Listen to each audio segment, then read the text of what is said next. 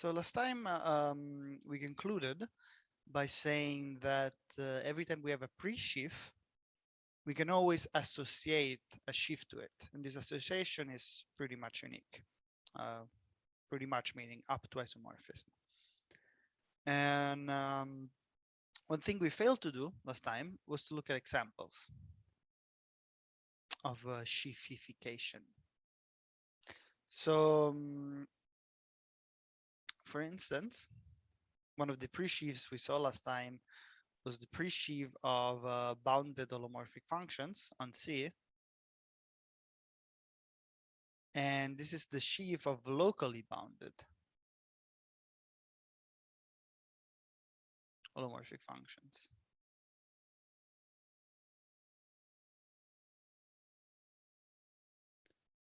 Is the sheaf associated to the pre-sheaf of bounded holomorphic functions. Yeah?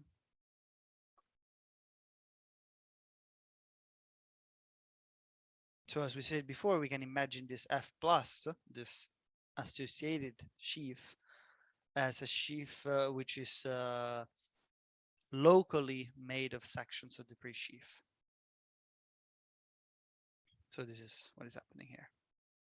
And another pre-sheaf that we saw was the pre-sheaf of meromorphic functions on a complex manifold. And then we have the sheaf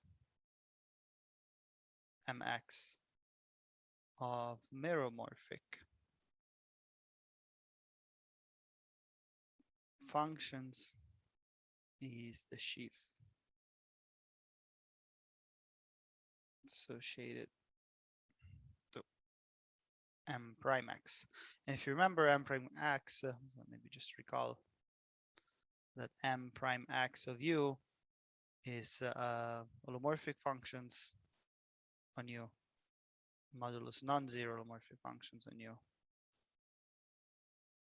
when u is connected.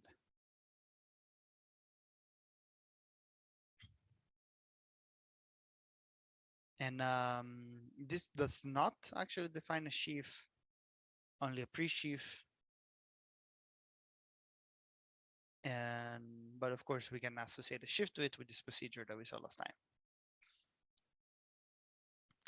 time. So we defined what a subsheaf is, and soon we will talk about kernels and images and exact sequences of sheaves. But before we do that, I want to define a quotient sheaf. So if we have a sheaf and a subsheaf, then we can define HU as GU mod FU. This is not a sheaf. Not sheaf. It's only a pre-sheaf. So we define the quotient sheaf G mod F as the sheaf associated to this pre-sheaf. Okay, so similar to what happens for meromorphic functions. And of course, for every fixed u,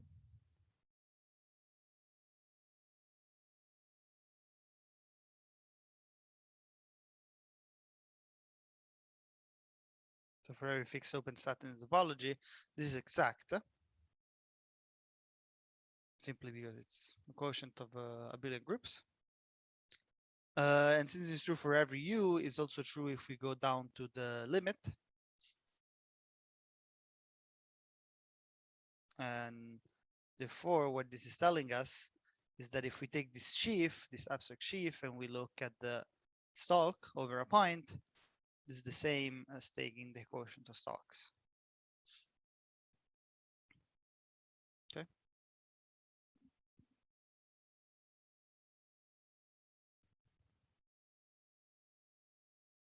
So this is from the properties of direct limits and from how do we define this H plus.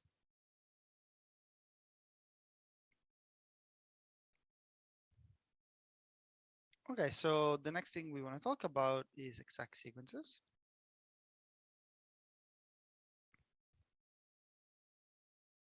And of course, to do that, we have to talk about, we need to study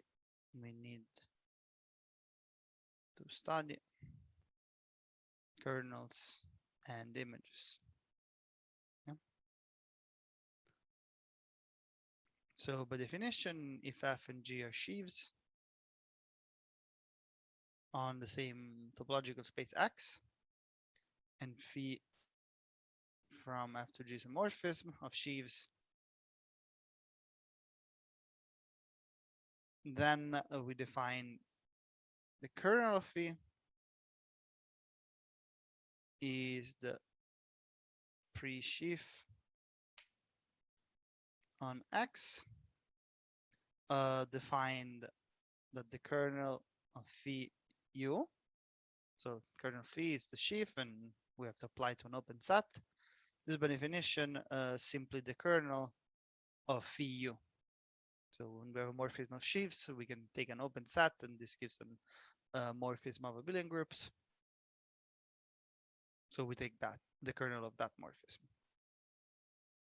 And the image, and we call it actually image prime of phi, pre-sheaf, such that the image prime of phi of u is nothing but the image of phi u. Okay.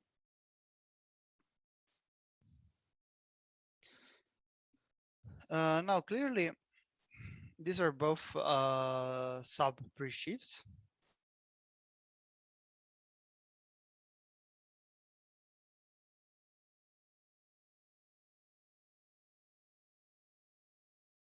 Sub pre-sheaves.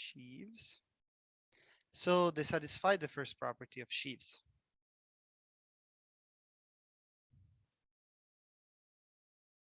Which we call this one, which means that if you're locally zero, let's say, then you're actually zero. And this, of course, has nothing to do with the fact that we are in a subset, in a subsheaf. Simply, if you're locally zero in kernel, you're locally zero in F. So since F is a sheaf, you're zero. And the same holds for the image. Yeah.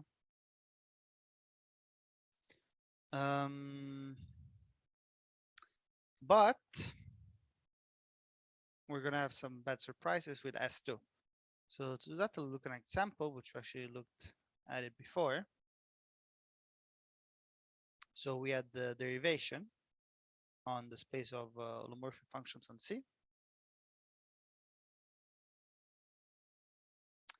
And we already saw that 1 over Z is not in the image of this derivation, restricted to U, where U is the C minus 0, yeah? C star. But if we take U1 to be C minus the positive real numbers, and U2 to be C minus the negative real numbers, so these are two open sets and they cover C star, then we do have two logarithms, log 1 and log 2, maybe log I from ui, log j from uj to c, and this is holomorphic such that, yeah, if you derive this, you get 1 over z. Yeah. But then this is telling us that the sheaf image prime does not satisfy S2. Because you have that 1 over z is in the image on U1 and it's in the image on U2. So it's part of the sheaf. Yeah. But we cannot glue together to something that's part of the sheaf. the example implies that image prime phi does not satisfy S2 in general.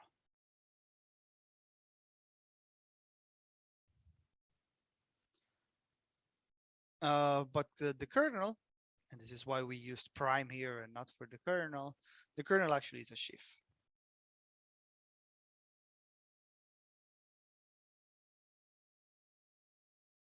And the stalk at a point is actually the kernel of the morphism on the stalk. Okay. So we only have to verify S2. So if you have two functions in the kernels, I mean, not two, but if you have some functions in the kernel that correspond on intersections, then you can glue them together. So we take an open cover.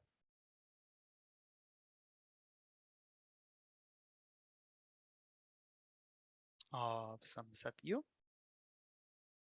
And we take local data. Fj in the sheaf. And what we want is that on the intersections, they are the same. So here we have UI intersected. So from UI to UI intersected Uj of Fi is the same as Uj, UI intersected Uj of Fj. Whenever UI and Uj have a non-empty intersection. Okay.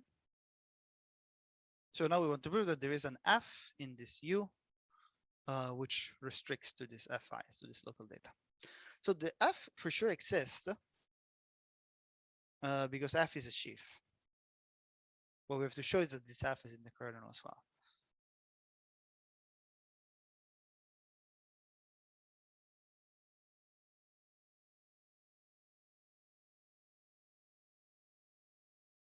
Yeah.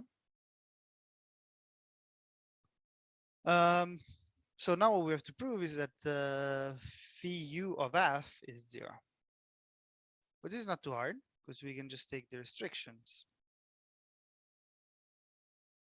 So we want to prove that this phi u of F is 0. And what we do is we look at it locally. So this locally, careful, this locally is in G now. It's not in F anymore, in the sheaf G. We can switch because that's the definition of morphism of sheaves.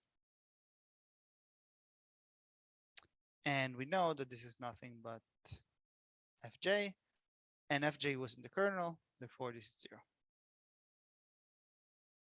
So we have an object, phi u of F, which is locally 0. So if we use S1 on G, this means that phi u of F is 0.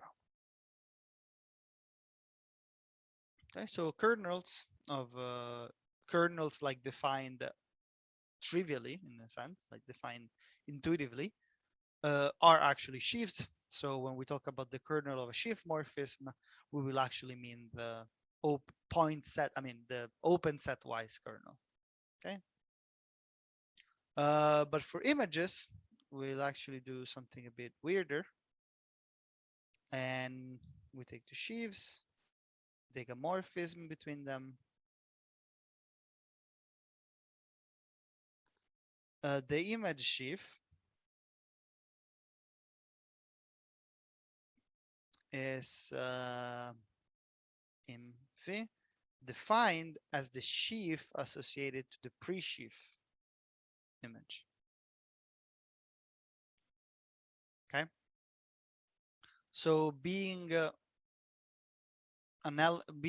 part of this of the image sheaf doesn't mean that you're actually hit from something. It just means that you're locally hit from something. Okay.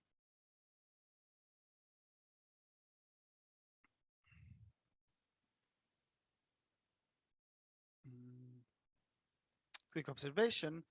So the morphism I, so just the inclusion from the pre-sheaf into here, gives, of course, the associated I plus from the image sheaf. into G. Yeah, this we saw when we do association, so how to associate a sheaf to a pre-sheaf. Also morphisms extend in a way. Okay, so this is to make clear more of what I was saying before. So hence G in GU is in image phi U. So we think of this image phi as a subsheaf of G. If and only if there exists a cover and sections of F such that phi uj of fj is the restriction of this G to uj. Okay, so this is writing down what I was saying before, that being part of this image sheaf doesn't mean that you're hit. So G is in the image phi u, not if there exists an F such that phi u of F is G, but there exists a cover and locally you're the image of something. Okay, so if we go back to the example, 1 over Z would be part of the image sheaf. Okay, on C star. Even if there is no function which maps to 1 over Z. But locally, so locally meaning on U1 and U2, this is possible. So we say this is part of the image sheaf. And now we define kernel and images. We also just want to stay intuitive, and we say that phi is injective if the kernel sheaf is the trivial zero sheaf, and phi is surjective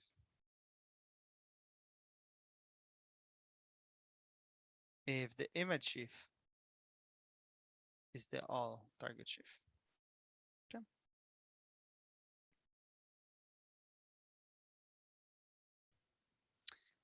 And just to iterate it once more, so phi is injective if and only if, since curve phi is a sheaf, if and only if phi u is injective for all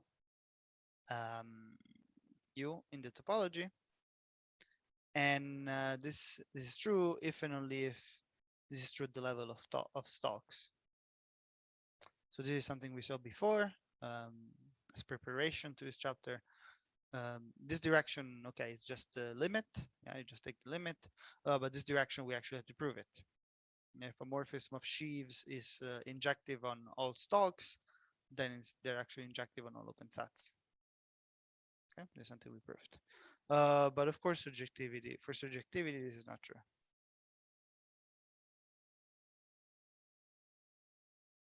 Okay, it's a lie. Okay, so now that we have kernels and images, it makes sense to talk about exact sequences. So let me take F, G, and A sheaves on the same topological space X. And we have two morphisms, phi and psi.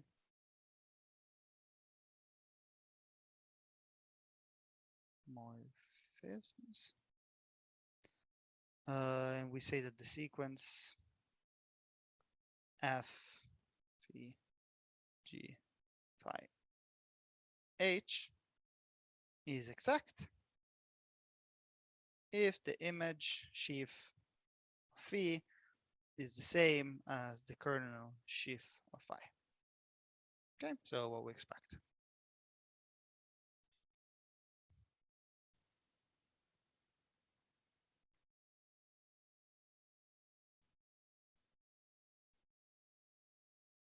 And we have a proposition here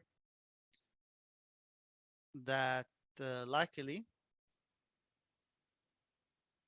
if this is exact, if and only if this is exact at the level of stalks.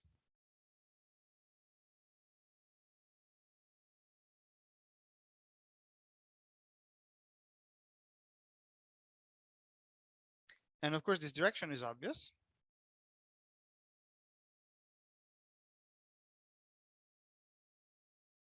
Yeah, because if you are exact here, it doesn't mean you're exact for every u, right? Which is a way to do it. It doesn't mean you're exact for every u because this is not actually surjective. It's just locally surjective. But locally surjective, it's enough to go down to a direct limit. And if we actually saw that direct limits bring exact sequences to exact sequences. But the other direction is a bit more involved. So we take an open set. And let's take a G in the image sheaf. Okay, so now I'm trying to prove that this G is actually in the kernel of phi, of psi. So what does it mean to be in the image? Well, it means that we're locally in the image, in the actual image.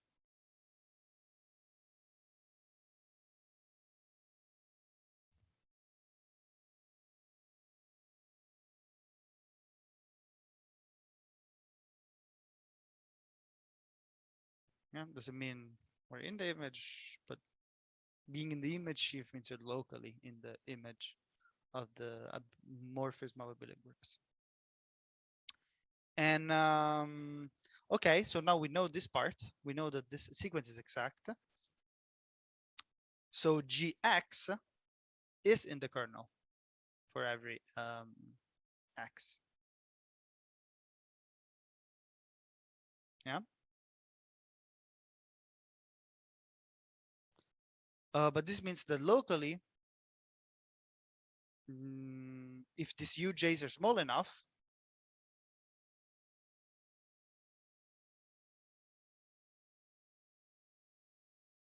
then this is 0 as well.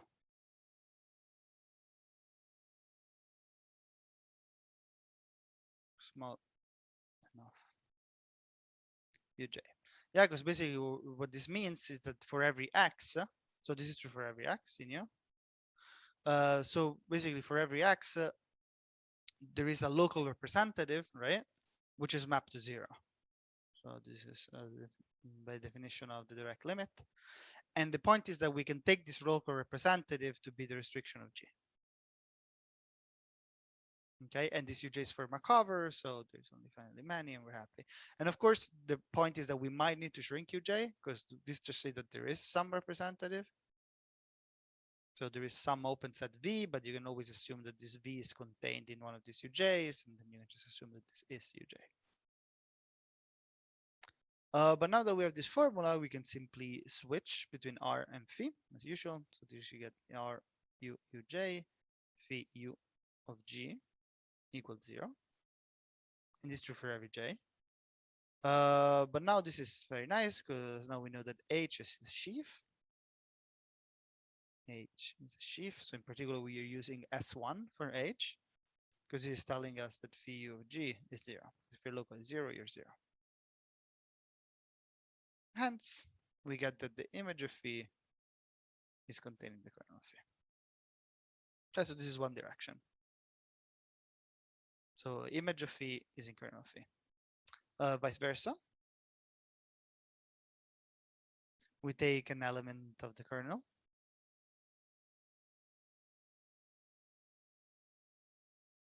Yeah. And so this means that if you go down to the direct limit, this is 0 as well.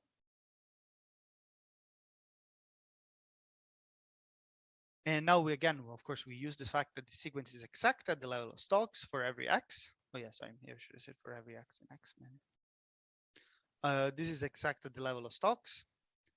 So this is the image of something. So there exists an fx in fx such that phi x of fx equal gx. And we know that when we have something like this, we can immediately transform it into something local. So there exists a cover, uj of u, and some sections fj of fuj, such that phi uj of fj is precisely the restriction to uj of g. Okay. But this is precisely the same condition that g is in the image of phi of u. Like, it doesn't look like it because you expect something like phi of u of f equal g, but the whole point is that this image sheaf is the sheaf associated to the pre-sheaf. So you don't need to be surjective, you just need to be like locally surjective, like it is here. Okay. So if you expect that this is to be in the image, you expect something like phi u of g of f equal g, but this is not how the image is defined. The image sheaf is defined. Okay. So this gives us the other inclusion, and therefore we get exactness. Okay, so now we see once more how stalks are really important for sheaves. Okay. And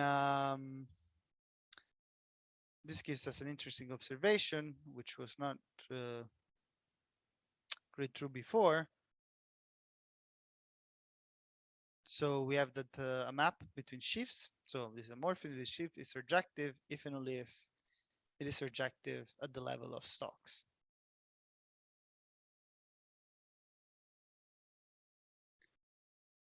Okay, and to see this, just take I don't know, h equals 0. Yeah, in the exact sequence.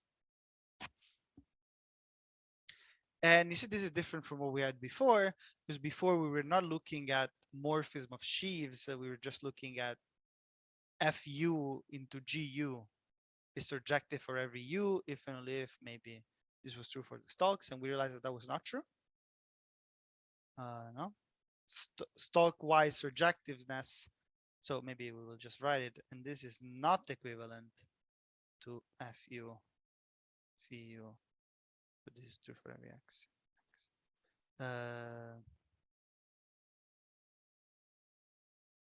Yeah, these two are not equivalent. Of course, if it's true at every open set, then everything else is true. But they're for sure not equivalent. Okay, so this new definition of image kind of guarantees this nice property.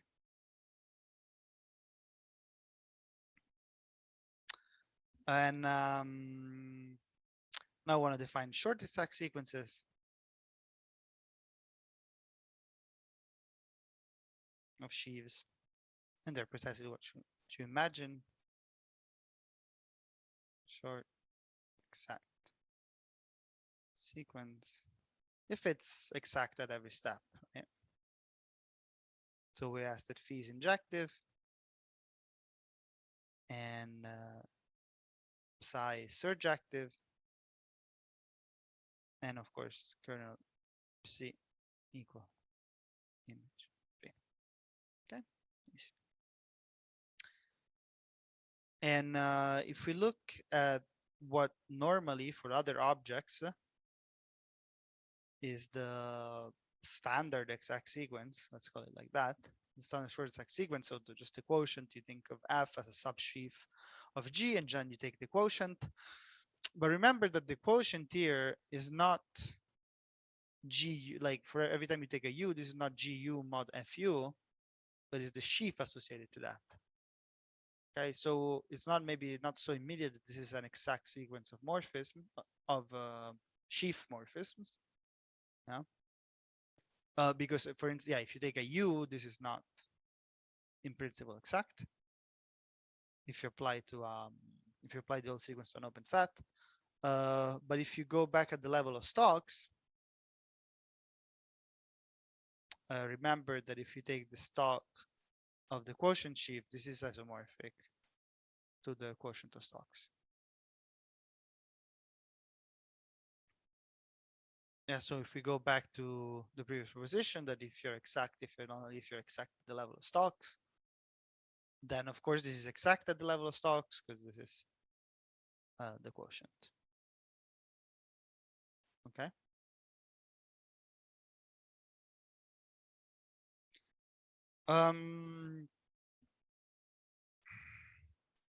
Maybe I need more space. Oh, I need so much more space that I'm just gonna write the thing here and the proof at the next page. So now we understand a bit more the relationship between stocks, morphisms, and sheaf morphisms. What maybe we left a bit aside is how does the morphism between abelian groups enter into this. So we take an exact sequence of sheaves. So notice this is not a short exact sequence because the last four morphism might not be exact, might not be surjective.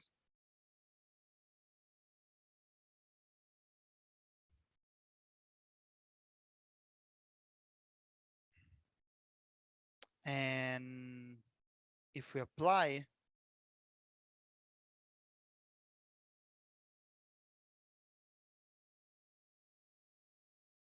an open set to this, then you still get exactness.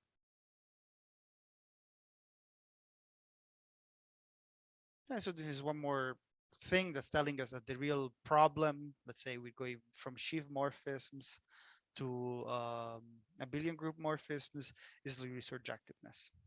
You know, that's the one that really breaks down.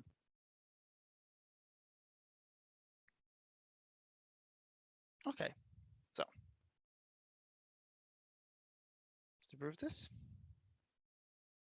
so we already know that phi u is injective, yeah?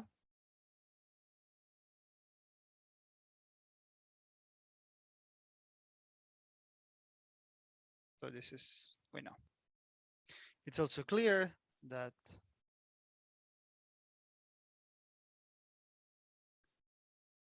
the image of phi u is contained in the kernel of psi u.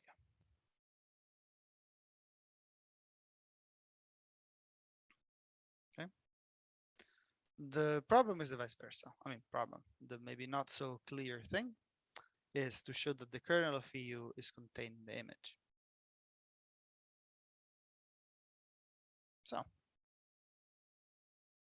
let's take an element v of the kernel. And since the sheaves are the same, sorry, kernel c equal image of phi as sheaves, right? Then this v is locally an element of the image.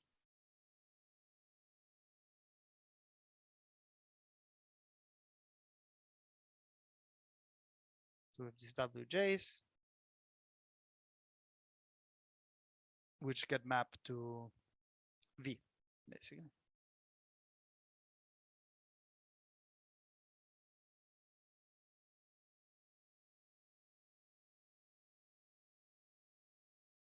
Right?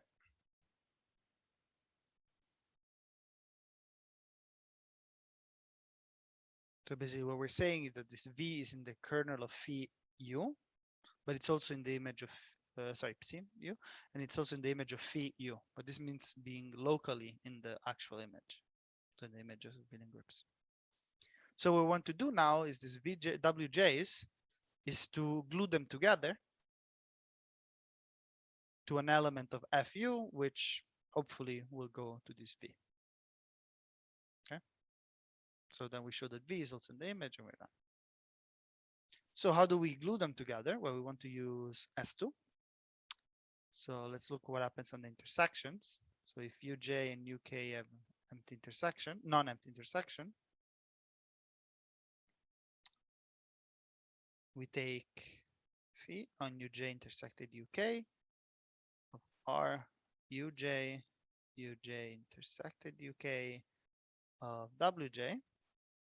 And this is the same, of course, if you just switch uj intersected uk phi uj wj.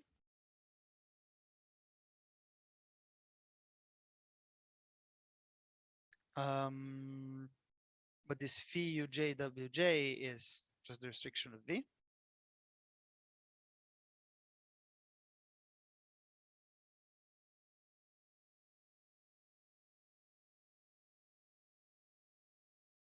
Right? And now we know how restrictions works. So this is nothing but the restriction directly from u to the intersection uj intersected uk of v. Okay, when you compose restrictions, it's all the same. And of course, you can do the same thing backwards, let's say, switching the role of j and k. So this is going to be the same as phi uj intersected uk of r uk uj intersected uk wk. Yeah, so this, look, it's exactly the same equals, but you go backwards and you switch uj and uk, because here, of course, is symmetric in j, k. Okay. Okay, so we see that the image of this phi uj intersected uk of these restrictions are the same. But we don't want just the images to be the same. We really need this element to be the same as this element. And why is that true? Well, remember that phi is injective, yeah, because we do have this at 0 here. So since phi uj intersected uk is injective, we actually have that the restrictions are the same.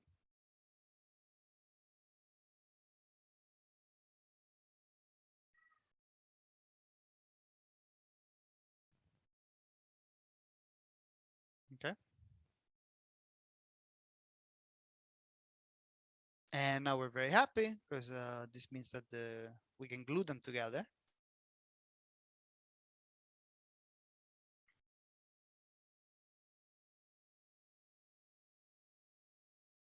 Right? So this is S2 for F. And the only thing left to prove now, but at this point I think is kind of obvious, is that the image of W is precisely V. So claim.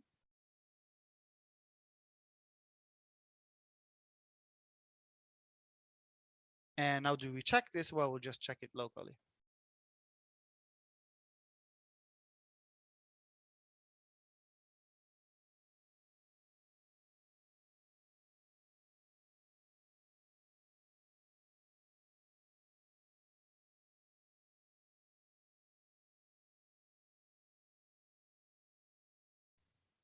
So this is true locally, hence is just true by S1. Okay. So before we move forward, maybe I'll just review this whole proof.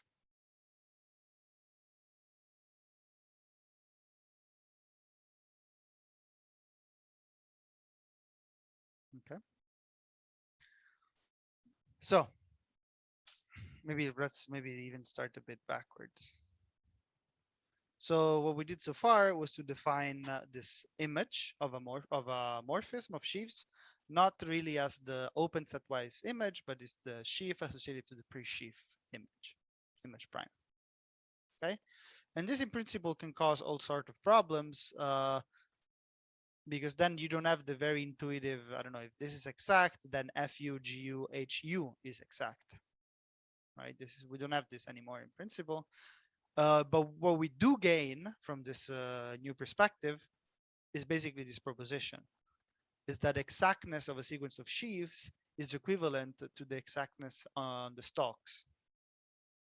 Okay, so this is what we gain by defining the image as we did. Okay. And one other thing we don't gain exactly, but one thing which is good to know, if we go back to this applying an open set instead of looking at the stocks, what we get is that basically the functor that takes f and gives fu is left exact. So if we have exact sequence, which is basically a short exact sequence where the last morphism is not necessarily surjective, then if you apply this to open set U, then you also get an exact sequence of abelian groups. Okay, then the only part that's missing is the surjectance of the last one. And how do we prove something like this? Well, we already know that phi being, so we said it just a bit before. Don't remember where we wrote it, but at some point we wrote it. Maybe here. Yeah, there it is. That injectiveness of the morphism of sheaves is equivalent of injectiveness for every open set, and this is also equivalent to the injectiveness on the stock, but this is not what we care about now. We only care about this first implication. Okay, so we have injectivenesses. So this one, first one is injective, and we're happy. And it's also clear that the image is contained in the kernel. Yeah, I hope.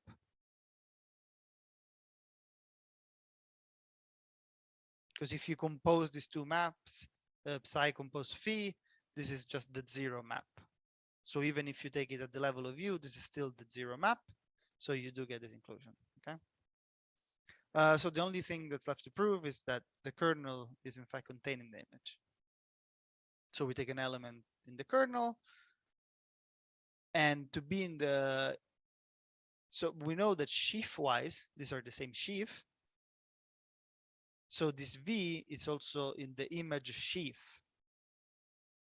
okay? Which doesn't mean you are in the image of the abelian group morphism, but you're locally in the image of the abelian group morphism. So this is what we write. So you're local in the image. And what we want to do is glue these local pre-images together. And basically, so we do some computation, and the only reason we managed to glue them together is because this phi was injected in the first place. Okay. If there was a kernel which was non-zero for this phi, then you would have like maybe wj is here and wk is here, and you can't glue them together. But since it is injective, they must be the same on the intersection. And if they're the same on the intersection, then you can glue them together, and then it's trivial to prove that the image of this gluing is precisely. Okay. Yeah. Just one stupid question. Yeah. Is it a coincidence that this kind of looks like the Hom functor, like that Mm-hmm. it's left exact, or is that Uh, I'm keen to say yes, it is a okay? coincidence. Like there are just functors which are left exact and Hmm. functors which are not left exact. Mm, so yeah, I don't see a Okay, good one. great. Okay, so now that we know what is exact sequence of sheaves, and we know how to play with it a bit, we know some properties. Let's look at the specific one, which is the exponential sequence. So this is important for complex manifolds. And we take Zm, the sheaf of continuous functions with integer values. So basically locally constant functions, such as the constants are integers. Yeah. And you think of this as a sheaf of abelian groups. Then we take OM, the structure sheaf of M, so simply a sheaf of holomorphic functions. And of course, we have trivial shift morphism, which takes this. I mean, trivial is the inclusion. Yeah. So yeah, if you take a constant here, this is mapped to a constant, the same constant. Okay, because in particular, constant functions are of course holomorphic. This is injective. And the sheaf morphism, right? Now I want to define another sheaf, which is O star M, which is the sheaf of never zero holomorphic functions.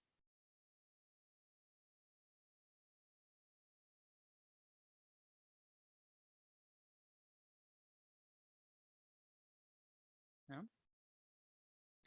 And notice that the no, sheaf of abelian groups under multiplication. So this is all abelian groups, but the thing here is that in ZM and in OM, we're using the sum as our operation. But in O star M, we use multiplication as our operation. Okay, they're all three are abelian groups. But of course, when we talk about a group, we have to talk about the objects, but we also have to talk about the operation. So sum, multiplication. And now we want to define another morphism, which is the exponential map from OM to OM star, which on a particular function on an open set gives back e to the 2 pi I f. Okay. And this is a morphism of sheaves of abelian groups.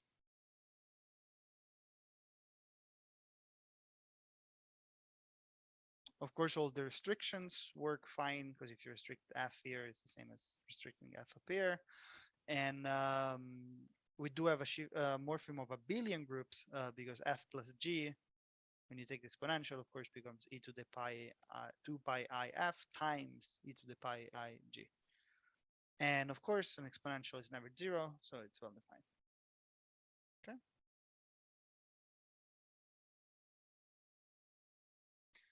And where would I ever define this? Well, the main thing here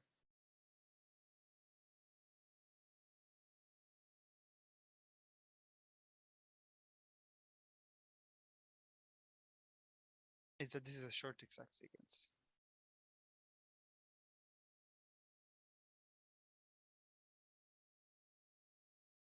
Okay. This is what we're interested in the sequence, is short exact sequence of sheaves. Okay. So we want to prove this just for stocks. So it is enough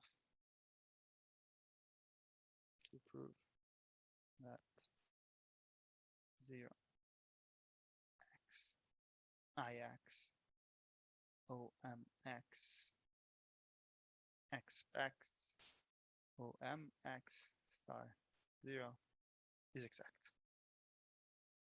Yeah, we show that these are equivalent. Okay, I is injective.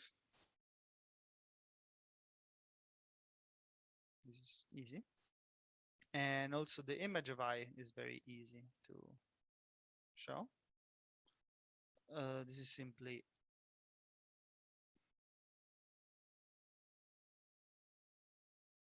all the maps which map to a constant,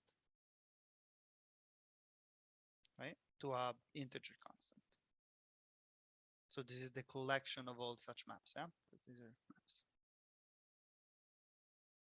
So constant maps, we look like this. And of course, e to the pi I c is identically 1 whenever c is in z. So we immediately get that the image of I, x, is contained in the kernel. Okay, this part is easy. And of course, the interesting thing, the vice versa. So if this is 1, we have to find the logarithm, basically, right?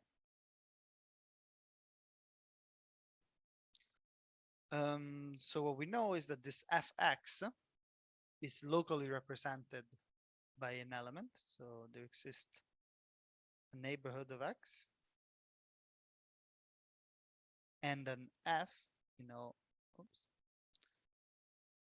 and u, such that if we take the image under the direct limit of this f, we get precisely fx.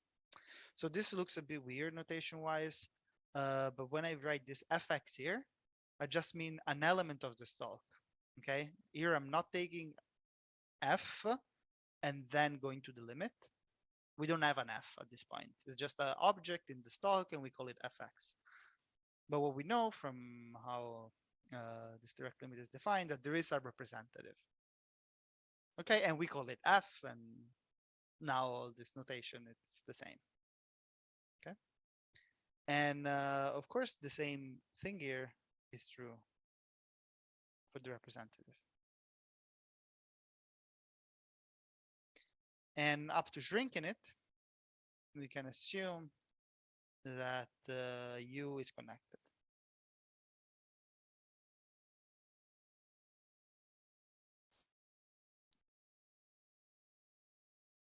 So from this fact here, and from the fact that U is connected, you get that F is identically constant. Okay.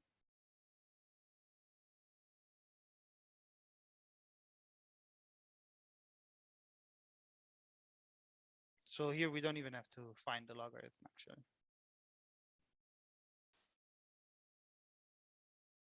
Because it's, I mean, it's easier than finding a logarithm because you just know that this is constant. So the logarithm is the constant in a way. The only thing we're left to prove is that the exponential map is surjective. So this is, sorry, yeah, this is where we actually have to find the true logarithm. So for surjectivity, again, we take an element fx in omx star. And again, this is just an element here. So we have, again, this neighborhood and the representative. Sorry, not in this talk, but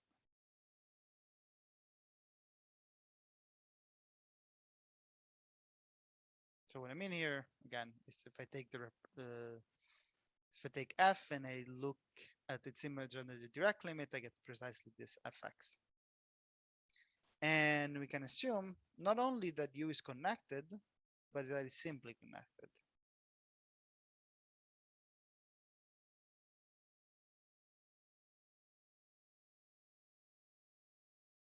And why this? Well, remember that an element here is just an equivalence classes of f comma u, and you can always shrink the u and get the same representative. So shrinking the u, it's no big deal. We can take a ball or a disk in this case. Sorry, a ball, yeah, because it's a complex manifold. So since it's simply connected, well, then logarithm exists.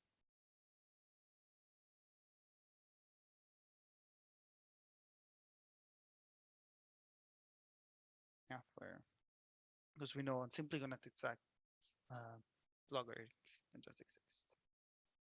So this works.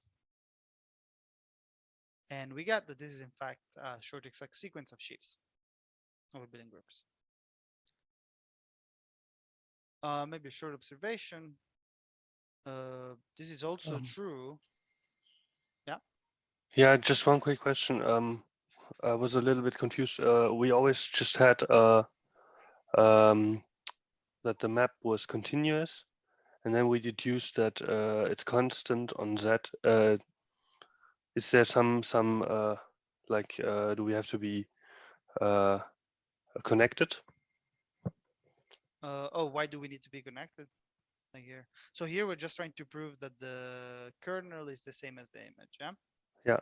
Okay. The image is in the kernel. It's easy. Vice versa. If you are in the kernel, yeah, this is true.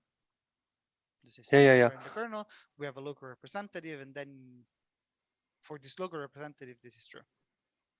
But this, We only show it on uh, the stocks. So because we're yeah, locally exactly. That's enough. connected, then Yeah, okay, yeah. yeah, yeah. That was my. So you have this and this equal to one just means that f is constant, right? I mean, Mhm. not constant, but locally constant. That's why we assume the U is connected. So the contact is just one. Yeah. So we Okay, don't have then to deal with disconnected. everything is clear now. Thank you. Okay, of course. Small observation is that you can do the same for smooth functions instead of holomorphic functions, right? I mean, this is also exact,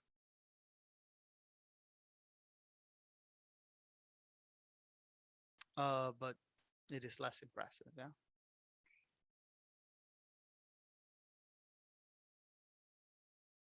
In the sense that we know that for holomorphic maps, we have this logarithm problem, which is actually an issue. And in fact, we even showed that if you just take this at the level of open sets, this is not surjective. It's just locally surjective, right? But for this, I mean, this is much easier because logarithms just exist in this case.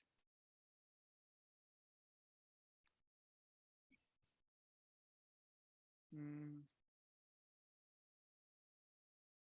Okay, so before we play with this exact sequence, I want to introduce sheaves of ideals.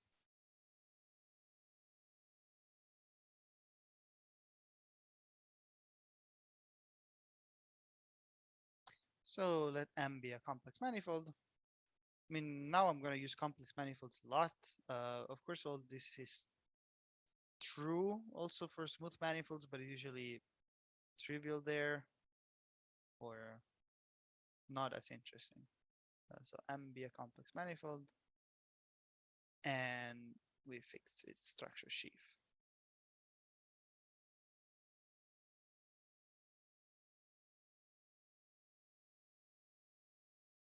So this is a ring, yeah. I mean, sorry, a sheaf of rings. So a subsheaf of ideals, and this is like cursive I.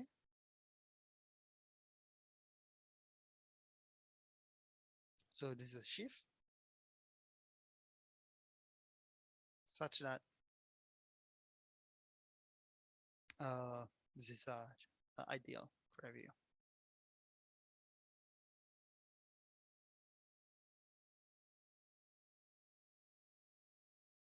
Yeah.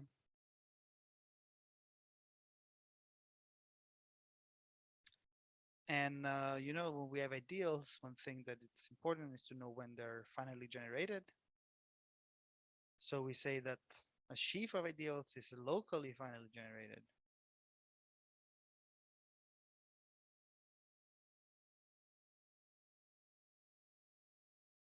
if for all x in M there exists a neighborhood of x and a number such that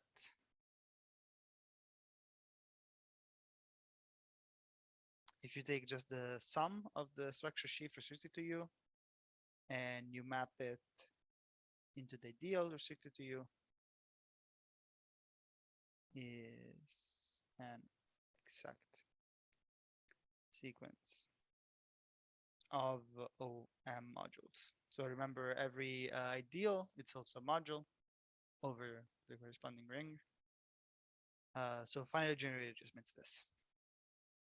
So this is a bit different. I mean, we're not asking for you, but we're really asking when you restrict the sheaf to you. And you want this to be an exact sequence. So again, this doesn't mean that I of u is a finally generated finally generated ideal, right? It's different because being surjective here just means locally surjective. So careful, it's not as straightforward. And usually when we have OM and you have an ideal, you can associate subvariety to it. If you did some algebraic geometry. And we can do the same if we just have sheaves. So we define V of I. So this would be the variety associated to I as all the points in M which are annihilated by this ideal.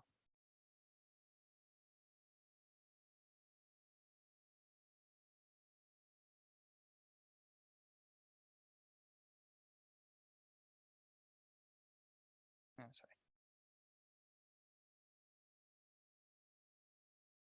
Okay, so it's kind of the zero set of the sheaf of ideals. And if I is locally finitely generated,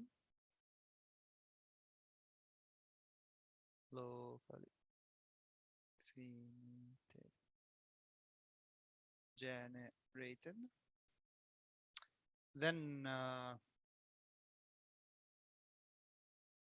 we do have a finite number here of elements of the ring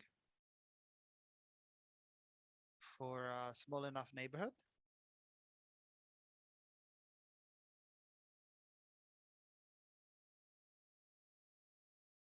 Sorry, I keep saying X, it should be P. Such that V I intersected U is precisely all the P in U such that these are simultaneously annihilated.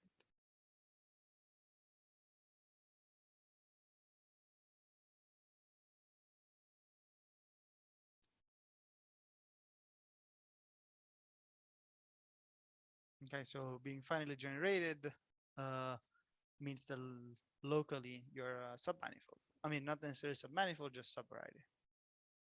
Okay. And this VI is the so-called support of I. And it is an analytic subvariety of M. Yeah. We can actually do the vice versa. So let's say that we have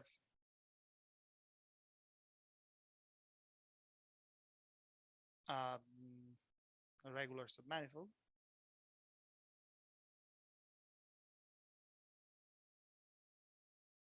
So notice that this VI is not necessarily manifold, yeah, it's just a subvariety. So meaning it can have singular points and self-intersections and all that ugly things. But for the vice versa, we're only going to look at regular submanifolds. We define an associated sheaf of ideals as simply all the functions in this open set which are identically zero on S. Okay. And why do I need this? Like, why do I only take regular submanifolds? Is because now if we use local charts of M adapted to S. Yeah. So if we take the ones such that S is precisely the zero locus of the first Q coordinates, let's say, we see that if you take the support of IS, this is precisely S. This is not exactly true for varieties. It's a bit more complicated there. Well, for regular submanifolds, this is perfectly fine. Okay, because being a regular submanifold means that these functions actually exist, and you can just go back and forth. Okay, so now we have an ideal inside a ring. What do you do when you have ideals inside a ring? You take quotients. So we define O of Vi to be simply OM mod I.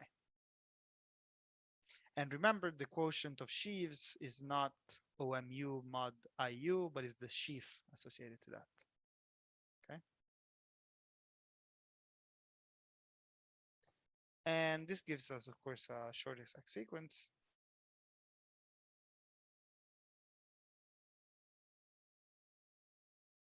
Yeah. And why do they call this OVI? Well, simply because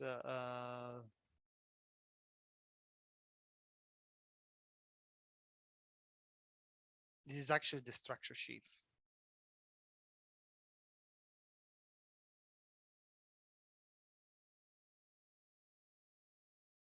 of the support of I.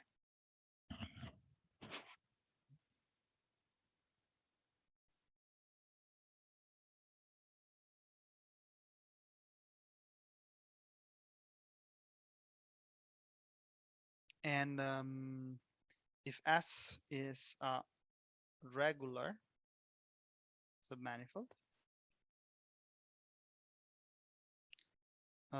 then IS is a sheaf of prime ideals. So if you remember what a prime ideal is, if A times B is in the ideal, then either A or B, it's in the ideal itself. But vice versa is not true.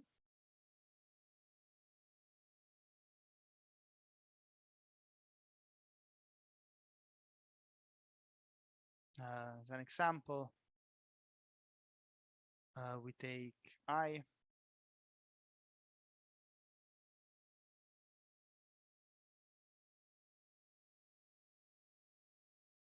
to be the sheaf generated by Z squared in just C2 with coordinates Z and W. So first coordinate square. And when I mean the sheaf generated by Z cubed, I mean, here we take I of U, take there the one generated by Z cubed, Z squared restricted to U. But now if we take the support of this ideal, of this sheaf of ideals, it is simply Z equals 0. Which is a regular submanifold, but I is not prime.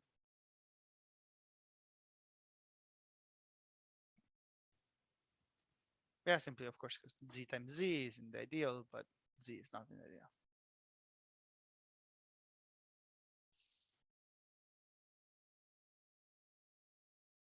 Okay.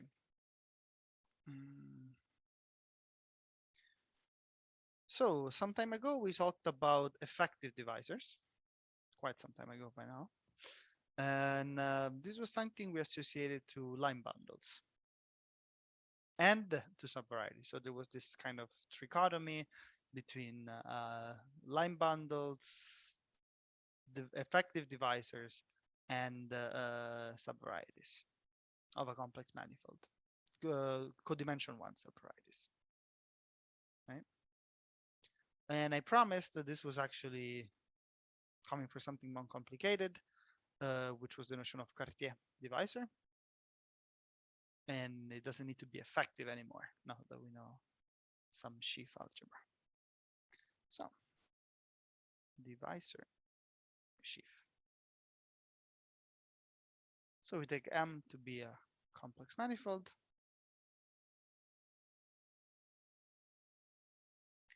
And M star M be the sheaf of the multiplicative group.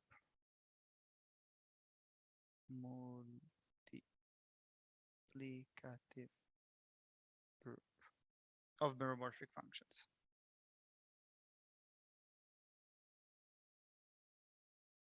So again, this isn't be complicated because you remember we have m prime m. So this was the pre-sheaf of meromorphic functions. Then we associate the sheaf of meromorphic functions to it. That is a ring because you can sum them and you can multiply them. And now we just take the multiplicative group of it. So that is a sheaf of abelian groups. And of course, we have the immersion of just holomorphic functions.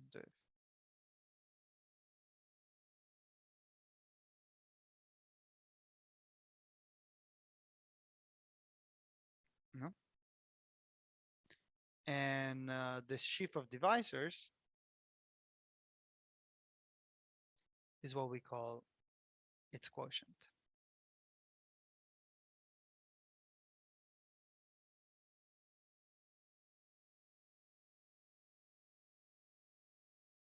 Is the sheaf of divisors of M.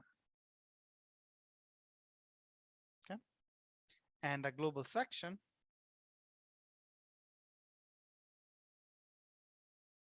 of the M is a Cartier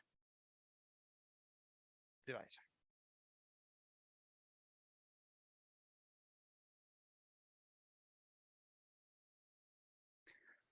Okay. So, well, this is all nice and everything, but it doesn't really tell you a lot.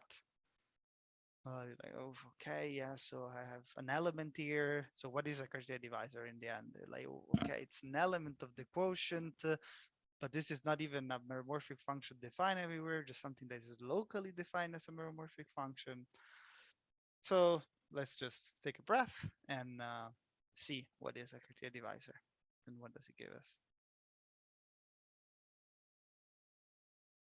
So let D be a Cartier divisor, yeah? So well, what does it mean? What does it mean? Okay, so it means, first of all, we take an element of M star. So there exists a U alpha cover of M, and the meromorphic functions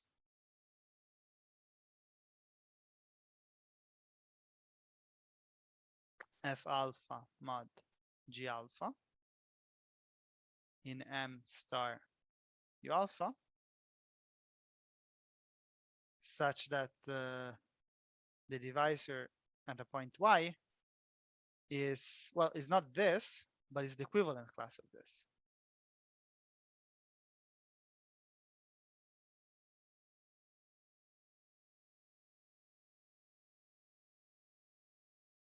An equivalence class in the quotient, yeah, in M star mod O star. Okay. So let's see if we're in an intersection. When are two such local representatives the same?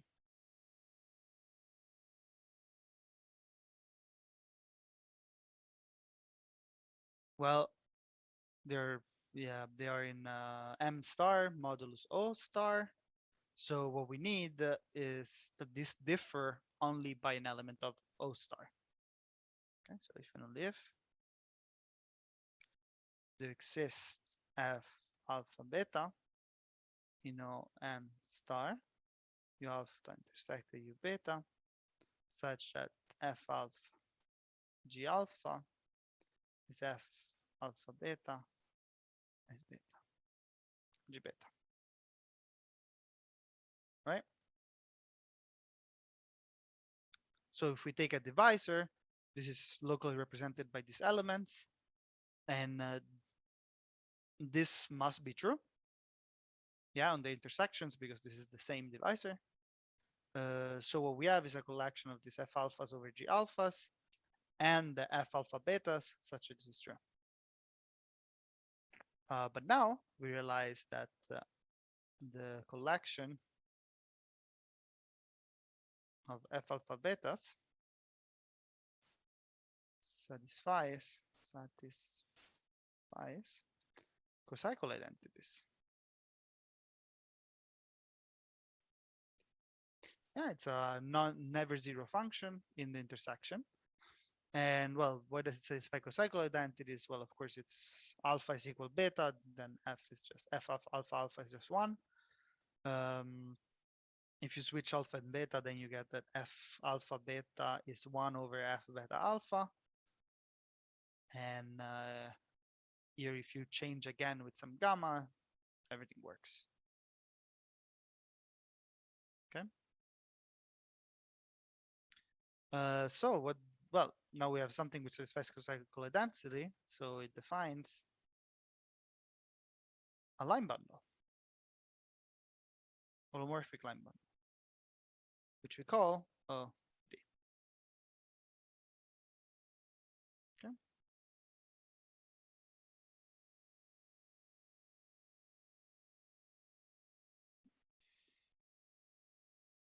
Clear this part? Okay, but let's see how everything relates to submanifolds as well. Okay, so before with effective criteria divisor, we had line bundles, but we also had subvarieties. So let's now see how that works. So let D be a Cartier divisor represented by this collection f alpha over g alpha. And we take all these ratios to be coprime, yeah? So, I mean, they're simplified fractions. Okay? And now we take V plus to be the set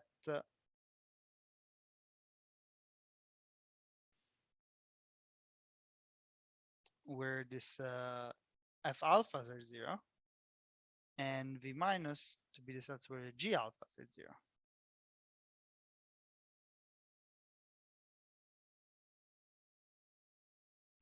And in principle, you can think that these are not well defined.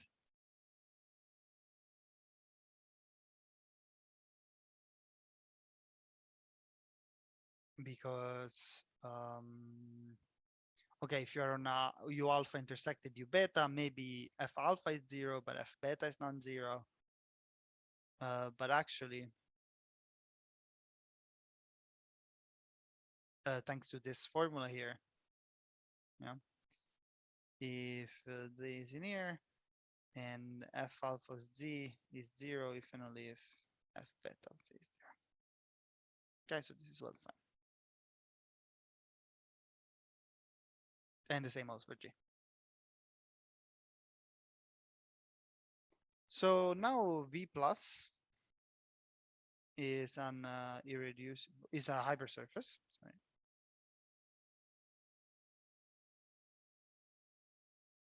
Yes, it's 0 set of functions. And we can decompose it into its irreducible components. I don't know how much you know about this, so that you can decompose hypersurfaces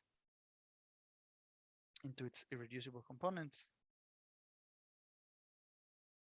And the same is true for V minus. But this is some basic algebraic geometry thing. If you don't feel comfortable, let's say with this, so what is this? Think of it like you're in C2 and you have ZW equals 0, then the reducible components are Z equals 0 and W equals 0, kind of thing. I think this is the best way to imagine it. Could you maybe repeat that last bit? Yeah, I think the best way to imagine, if you don't remember, if you don't know what this decomposition is, I think maybe the most simple way to think about it is this V plus in principle could be something like Z times W equals 0 in C2 with coordinates Z and W. Then the reducible components would be Z equals 0 and W equals 0. Something. Or if you have, I don't know, Z squared equal W squared, then you would have Z equal W and Z equal minus W. Yeah. Just this irreducible is the standard one. I don't know. Is it the equivalent to a prime ideal or? Yeah, exactly. Yeah. Okay, then everything's good. Thank you. Yeah, it's reducible in the algebraic geometry sense. So if we have an element, I mean a point in some specific chart, which is in one of these irreducible components, then if you take the direct limit, let's say for a specific of this f alpha in a specific stalk, this is in the corresponding stalk of the sheaf of ideals associated to Vj. Right? So if you remember, the ideal associated to Vj was precisely all the functions which are 0 on Vj. And sure, it's here, but in principle, it's also here for some Mj, but not in the next one. So this Mj could be 1, yeah, but it could be higher.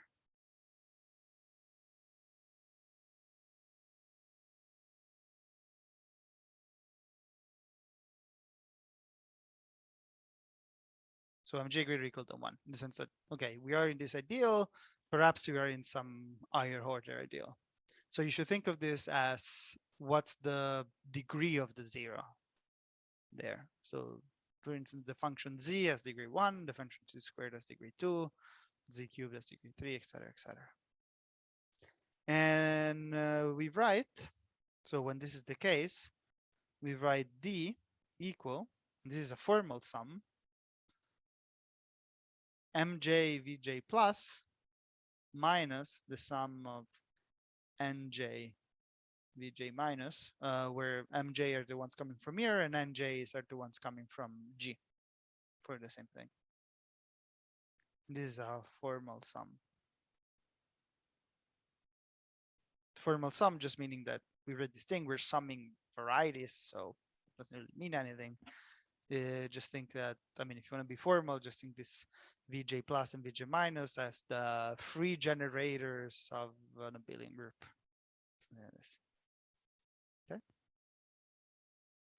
And Cartier divisor is effective if the G alphas are never 0.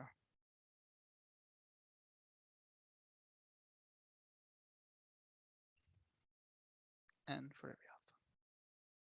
So basically, if the divisor is represented only by positive terms. Oh yeah, maybe I should have written here. Yeah, so MJs and NJs are all greater or equal than 1. Yep, it's high.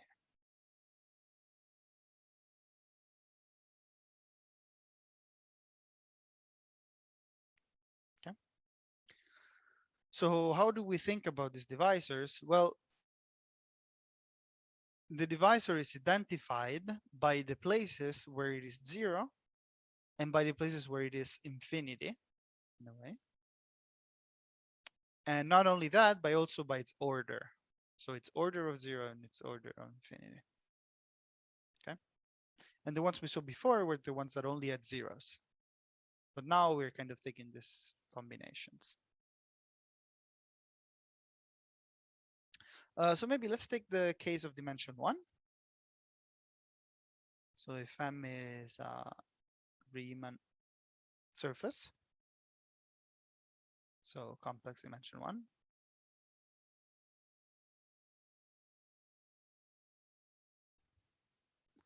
1, then Cartier divisor is a formal series.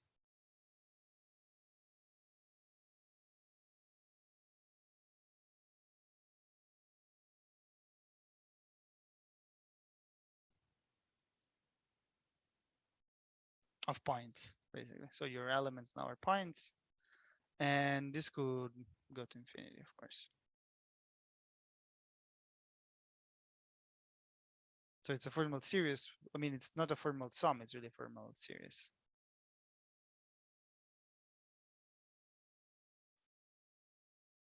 Okay.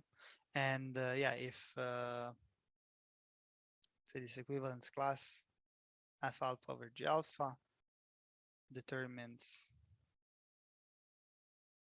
d, then we can take p to j as the zeros are the zeros of f alpha with multiplicity a to j, and p to j plus 1 are the zeros of g alpha with negative alpha to j plus 1 as multiplicity. Yeah. So again, this spark is saying that this we're just taking zeros and the poles of meromorphic functions.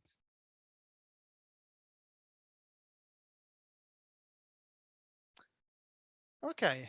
I think that is enough for today.